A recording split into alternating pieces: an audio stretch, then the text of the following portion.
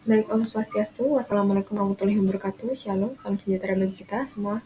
Salam kebajikan dan salam harmoni. Sebelumnya, perkenalkan, nama saya Swisri Manika Barukumi Ayunawang dengan NIM 22111011034 dari BKA. Pada video kali ini saya akan mempresentasikan terkait RPBK Interglensi. Baik, untuk berikutnya di sini saya akan menjelaskan mengenai indikator. Nah, yang pertama ada siswa mampu mengerti dari definisi interglensi. Nah, yang pertama itu siswa juga harus mampu dalam berkembang menjadi prestasi aktual. Kemudian ada siswa memiliki kemampuan untuk memahami contoh-contoh orang yang memiliki interglensi tinggi dan interglensi rendah di masing-masing indikator interglensi. Kemudian yang terakhir ada siswa mampu menerapkan masing-masing indikator interglensi dalam bidang pribadi. Baik, untuk berikutnya mengenai tujuan. Adapun tujuan dalam layanan ini yang pertama adalah untuk dapat memahami pengertian interglensi serta indikator interglensi. Kemudian yang kedua ada untuk mengetahui contoh-contoh orang yang memiliki interglensi tinggi dan interglensi rendah dari masing-masing indikator interglensi. Kemudian yang ketiga ada untuk menerapkan masing-masing indikator interglensi dalam bidang pribadi.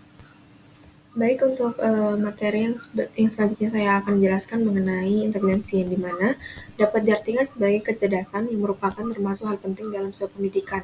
Nah, menurut Kamus Psikologi, kata interglensi diartikan sebagai kemampuan menghadapi dan menyesuaikan diri terhadap situasi baru secara cepat dan efektif. Baik, untuk materi berikutnya mengenai counseling behavior yang dimana counseling berkembang pertama kali di Amerika yang dipelopori oleh JCB. Nah, pada tahun 1998 yang bekerja sebagai konselor di Detroit. Nah, aliran-aliran yang muncul dalam lapangan psikologi memberikan pengaruh yang cukup besar terhadap perkembangan konseling. Nah, behaviorisme lahir di Rusia dengan tokohnya adalah Ivan Pavlov. Namun pada saat yang hampir bersamaan di Amerika, behaviorisme muncul dengan salah satu tokoh utamanya yaitu John Watson. Nah, definisi dari teori behaviorisme adalah salah satu teori dalam psikologi yang belajar menekankan bahwa perilaku manusia terbentuk dan dapat diubah melalui pengalaman atau hasil dari interaksi dengan lingkungan.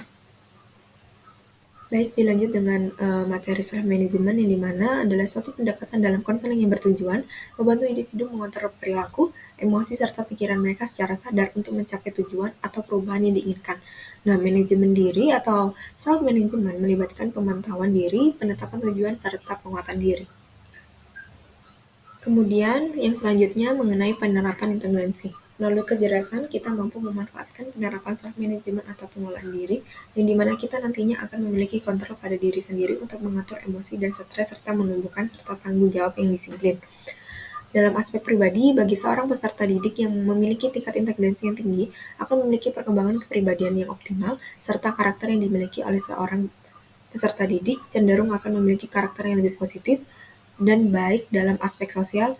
Seorang peserta didik akan memiliki tingkat kecerdasan yang tinggi, akan memiliki kemampuan untuk membangun hubungan interpersonal dengan sangat baik, serta mereka terus menciptakan interaksi sosial yang harmonis. Dalam aspek belajar, bagi seorang siswa yang memiliki tingkat inteligensi yang baik akan cenderung berprestasi di kelas serta mampu berkembang dan terus mempertajam kecerdasannya dalam aspek karir. Nah, IQ yang tinggi apabila dikombinasikan dengan kemampuan dan potensi yang terus-menerus dikembangkan dapat dilahirkan berbagai ide inovatif dan menunjang kemajuan karir. Kendati menghadapi kegagalan, orang tersebut tidak akan mudah menyerah, melainkan terus berusaha hingga sampai mencapai keberhasilannya. Nah, untuk berikutnya mengenai langkah dan prosedur pelaksanaan bimbingan klasikal. Nah, pertama-tama yang harus kita lakukan adalah persiapan RPBK yang dimana kita harus melakukan observasi, wawancara, serta penyebaran tes. Nah, kemudian untuk langkah berikutnya adalah mempersiapkan media, dilanjut dengan persiapan self-management, serta